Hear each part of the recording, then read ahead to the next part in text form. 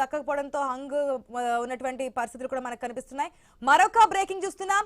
జనగామ మున్సిపాలిటీలో హంగ్ ఫలితాలు వచ్చాయి. జనగామ మున్సిపాలిటీలో మొత్తం ఇక్కడ 30 వార్డులు ఉన్నాయి. ఇక్కడ మ్యాజిక్ ఫిగర్ మనకి 16 అయినప్పటికీ ఏ పార్టీకి అక్కడ మ్యాజిక్ ఫిగర్ రాలేదు. ఉన్నటువంటి 30 వార్డుల్లో బీఆర్ఎస్ 13 వార్డులు గెలుచుకుంది, కాంగ్రెస్ 12, ఇతరులు 4 చోట్ల గెలిచారు. సో ఇంకా ఒక్క చోట ఫలితం వెలువడాల్సి ఉంది. సో మెజారిటీ మార్కుకు ప్రధాన పార్టీలు దూరంగా ఉన్నట్టు తెలుస్తోంది. Jangaon municipal chairperson BC general కు రిజర్వ్ చేశారు. జనగామకు సంబంధించి కూడా మనకి సేమ్ సిచ్యువేషన్ రిపీట్ అవుతోంది. పూర్తి అప్డేట్స్ మా ప్రతినిధి ప్రశాంత్ ద్వారా తెలుసుకుందాం. ప్రశాంత్, జనగామ మున్సిపల్ చైర్పర్సన్ సంబంధించి కూడా, ఎందుకంటే ఇక్కడ ఎన్నిక కూడా మనకి హంగ్ ఫలితాలు వచ్చినట్టు తెలుస్తోంది, డీటెయిల్స్ ఏంటి?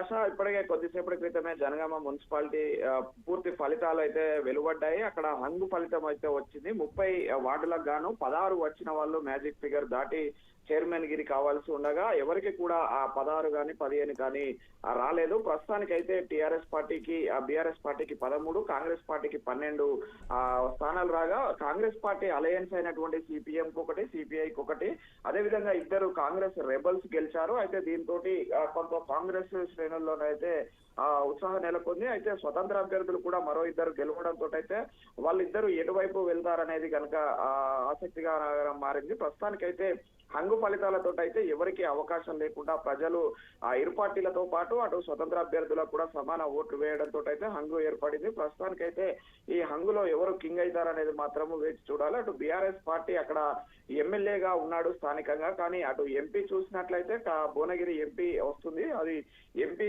అటు కాంగ్రెస్ పార్టీకి ఎక్స్ అఫిషియో ఓటు అయితే చెరొక ఓటు ఉంది. ఈ నేపథ్యంలో చెరొక ఓటు ఎక్స్ అఫిషియో ఉన్నప్పటికీ కూడా స్వతంత్ర అభ్యర్థులు ఎవరికి మొగ్గు చూపితే వారే అక్కడ మున్సిపల్ చైర్మన్ అయ్యే అవకాశం ఉంది. అయితే కాంగ్రెస్ పార్టీ 12 గెలిచింది, 2 అలయన్స్ గెలిచారు. మొత్తం 14 స్థానాలు మావే అని చెప్తున్నారు. మరో 2 కూడా రెబల్స్ మా వాళ్ళ గెలిచిన వాళ్ళు, వాళ్ళతో మేము ఖచ్చితంగా అధికారం చేపడతామని అయితే కాంగ్రెస్ పార్టీ శ్రేణులు ఆశాభావం వ్యక్తం చేస్తున్నారు. కానీ అటు సింగిల్ లార్జెస్ట్ పార్టీగా బీఆర్ఎస్ పార్టీ 13 స్థానాలు గెలిచింది. మరో 2 స్వతంత్ర అభ్యర్థులు ఉన్నారు. వాళ్ళు కనుక మద్దతు ఇస్తే అటు ఎక్స్ అఫిషియోతో వాళ్ళకు కూడా అవకాశం ఉంటుంది. మొత్తానికైతే ఈ హంగ్ అను ఎలా చేస్తారనేది చూడాలి. ఇప్పటికే అయితే క్యాంపు రాజకీయాలకైతే తెరలేపారు. ఇటు స్థానిక ఎమ్మెల్యే పల్లరాజేశ్వర రెడ్డి ఆధ్వర్యంలో 13 మంది బీఆర్ఎస్ కౌన్సిలర్లు అంతా కూడా ఒక చోటికైతే చేరారు. వారిని అక్కడే ఉంచుతారా, ఏదైనా బయటికి క్యాంపు రాజకీయాలకు తీసుకెళ్తారనేది చూడాలి. ఇప్పటికైతే కాంగ్రెస్ పార్టీ వాళ్ళు కూడా అటు వెంటనే జిల్లా అధ్యక్షురాలు ధనవతి లక్కవతి, అదేవిధంగా మాజీ జిల్లా అధ్యక్షుడు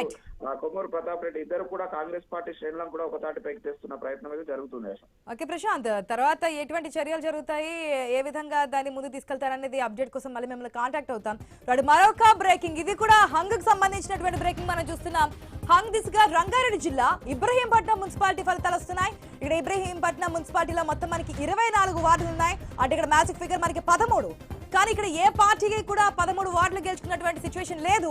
బీఆర్ఎస్ 11 వార్డులు, కాంగ్రెస్ 8 వార్డులు, బీజేపీ 2, ఇతరులు ఒక చోటైతే గెలిచారు. ఇంకా ఫలితాలు వెల్లడి కావాల్సిన వార్డులు 2 ఉన్నాయి. అయినప్పటికీ కూడా మ్యాజిక్ ఫిగర్ కి దూరంగా ఉన్నారు కాబట్టి అక్కడ హంగ్ వచ్చే సిచ్యువేషన్స్ కనిపిస్తున్నాయి. ఇబ్రహీంపట్నంలో ఏ పార్టీకి మెజారిటీ మార్క్ దక్కలేదు. ఇబ్రహీంపట్నం మున్సిపల్ చైర్పర్సన్ జనరల్ కు రిజర్వ్ చేశారు.